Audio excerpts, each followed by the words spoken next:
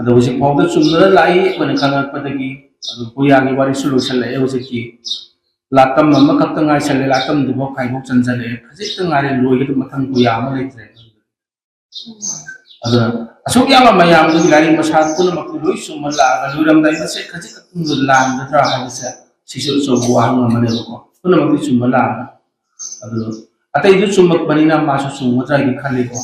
तौरई बा ओले बा होंगई बा सिचुएशन जिगी मो मतौ सिगी ये मोरे को सपोर्ट इचान दा चाना रा दम ले बा हाइता मोय कना गुमा सिंगो खोयम जिंगी औसाना बा ngamba सिंगो खोय मा पावलो ngamba मोय वारी साना बा ngamba मी सिंग दि खांगी रमनी मोय दि हेदा को दा खोय बुदि मी नि ना खोय मति जदा बनि ना खोय बु खंसा खोय वखल ना पावजर पनिंग से बा खोय सेंगना जबु उस बखर दु को न मया मा पावम जरी सि